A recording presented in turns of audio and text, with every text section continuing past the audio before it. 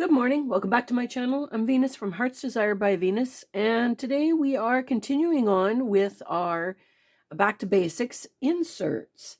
So what I did is I created this little one. I'm still working on that same journal. It doesn't seem to want to end. And I needed some more inserts as usual. So what I did was I created, I don't even know what you want to call this, a little flip thing. I don't know. Anyways, we will just leave it at that. I don't know what you want to call it. But this is back from, card making days. And that's part of my back to basics here is I wanted to remind you that most of us started out in this paper crafting in some other form. For me, I started with cards. Then I went to scrapbooking. Then I went to mini albums, mini journals, and things like that. So I've done a progression. I mean, I always craft all the time anyways, but this was kind of my evolution to paper crafts. So I don't know if you remembered making these things, when you had cards, but it's a fun insert that I like to put into my books.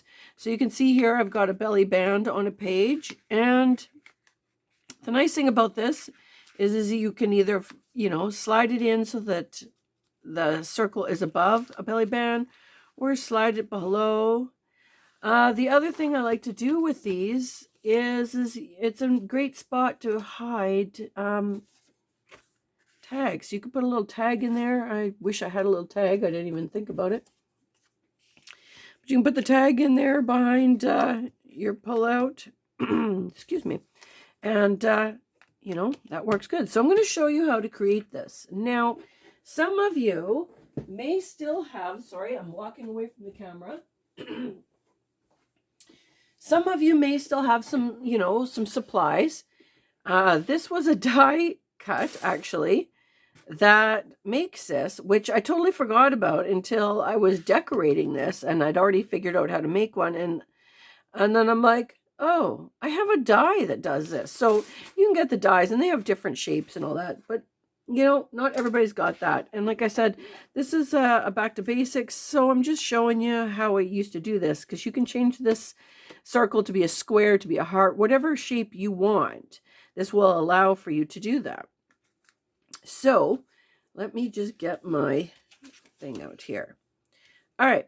So what I have done is my insert, I'm starting with a piece that is 6 across by 5.5 down. And, however you want it, we're going to ignore all this cutout and all that and for a second here. Then what you're going to do is you're going to go 3 inches in, and you're just going to score all the way down.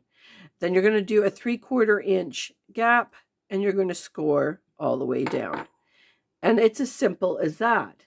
So then you have to decide what shape you want for your cutout. Now you could do a circle, you could do a square, you could do any shape you want. But the key for this, to make this work, is you've got to put 1/4 of it on this side of the, I don't know what you want to call this, the folding gusset, and then 3/4 on this side, so that when it's lying flat, it will move.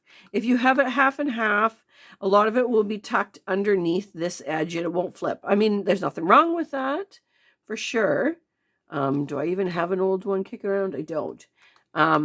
So if you do this thing 3/4 on one side, 1/4 on the other, it works out pretty good.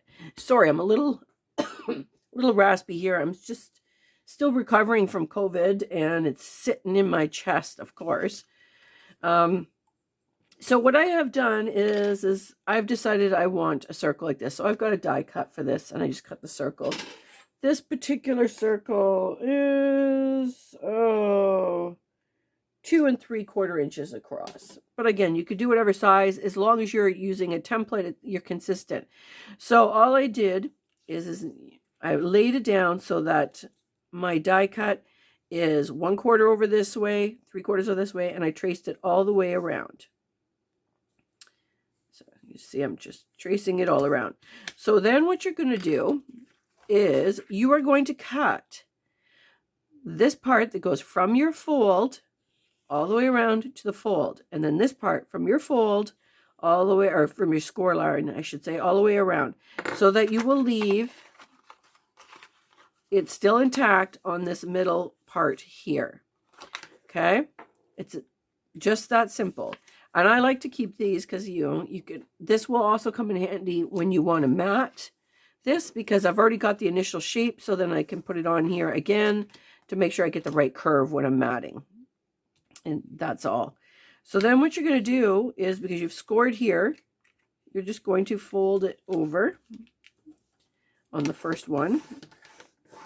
Give it a good burnish. And then you're going to fold the second one back. And you're going to burnish. Oh, don't burnish that part, of course. There we go. So that when you've got your card, it's flexible. So now what I do is you're going to take it the other way and burnish it. And do the same thing on this side and burnish it, keeping your circle not folded, obviously. All right. So then I'm going to fold it all back the way it was before. This way, you want it so that you can really, it's really flexible. So that's why I do it both ways. So then when you put it back the original way, here's your circle. And yes, you've got your score marks down there, but this is where I put my die cut, right over top of that, so that it covers that. And you will need 2 of those because it will cover your front and your back circle.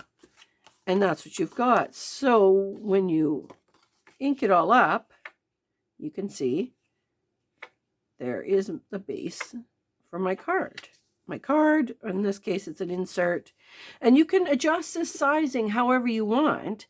The key is, though, is keeping this strip in the middle here connected to your thing. So it's a free floating circle, square, or whatever you want. I've done them before with labels, die cut labels out of there. You could do whatever you want.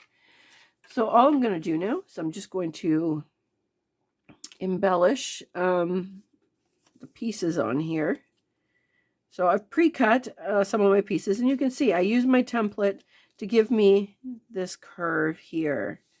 It's just easier. I'm not very good at freelancing on that stuff. So, and I'm going to stitch around. So I am just doing a bit of 2-sided tape to hold everything in place while I assemble this. And you can see the potential for this could be anything. You could do whatever you want. Shape. You could do a butterfly shape in the middle of this. Would be cool, where it flips in and out. There. And then I've just got a few little embellishments that I want to put in here. Because I'm going to stitch, so that will also add to this. But let's see here. Oops, sorry, my email's open. I didn't realize that. Okay, and then I'm going to do this part here. It's just going to set right in there. Just make sure when you're gluing or taping there that you're not interfering with your mechanism. Besides, I just like playing with the flippy part. That's all. So I'm going to attach all this. You could even incorporate this, I'm sure, into a page where your page does this. Maybe I will do a video on that before too long. To see. I'm just gonna. Yeah, the possibilities. Like, now that I'm thinking about it, man, I could do so many different things with this. I haven't done one of these in years. So now, of course, all the ideas are going. Everything's going to be about this little flip thing now. you get kind of reinvigorated when you come up with a technique that you haven't done in a while. At least I do anyways. And I'm like, woohoo. So all these pieces here, these are just bits that are left over. I got handfuls of them here. Yeah, from the project that I'm working on. I like to make these little inserts at the end when I've got all these strips and bits and pieces before I actually clean up my desk and create little inserts. And of course, they're all going to match and look beautiful with it. Now,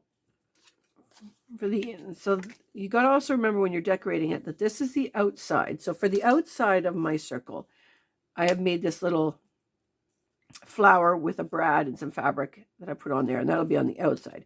But on the inside, you're still going to see it when you open it up. So I've also got a piece here, and because I'm not stitching the inner circle part, I'm going to actually glue it. It'd help if I had the glue that I opened already. That would be this one. But I mean, if you were good at, stitching, you could stitch around the circle in there. I'm just choosing not to. Some good glue here will work out just fine for my purposes. Get this in here. Put it up the right way. And I could have made a bigger circle in here as well for matting purposes, but I didn't, and I'm okay with that. So before I put the front on, I'm just going to do the backs, because remember, you're going to see the back as well. So you want to cover the back, or I guess you could leave it plain. You could put a journal card on the back here. I mean, however you want. This is just how I'm doing mine to fit the theme of my book, which I will do. I know I've had a couple people now who've asked to see this, the book I'm working on, and it will be soon. I just, a few more finishing touches. You can see these are the just pieces that I've got left over, and it's misprints on the back side of them. So nothing is truly waste, that's for sure. You can find uses for these things. I think I'm going to put a bit of coffee dyed scrim on here, which it's very similar to cheesecloth. I like to just add it a little bit in there. Again, I'm going to stitch a little bit, but I do want this scrim. I find the two-sided tape doesn't really hold as well on that one. But on this piece I will. Get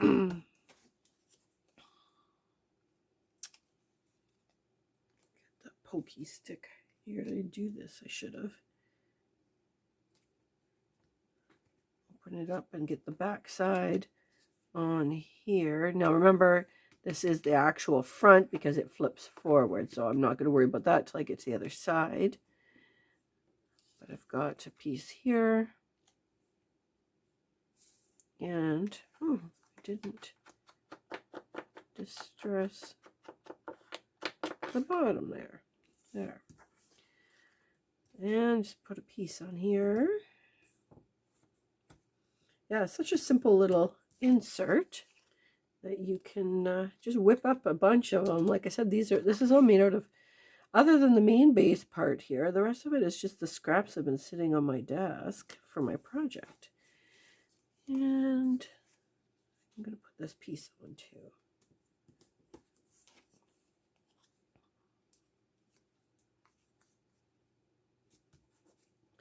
Okay, so that's the back. So when I close it up, now I'm going to add, my little flower. So I just did a punch flower, and I layered it flower, cheesecloth with a little bit of lace on the bottom. And this one I'm going to do a bit of tape to hold it immediately, but I'm going to use mostly glue. Keep that in the middle there. Where's my pokey tool? There we go. That's better. Sorry about that. I'm clearing my throat. I wanted to get this video out, but I'm still not quite over COVID. It's just kind of sitting there. But that's all right. It is what it is at this point. All right. Get that secure. And yeah, so now I'm just going to go and stitch all the way around my edges, and then I will come back and show you my completed item.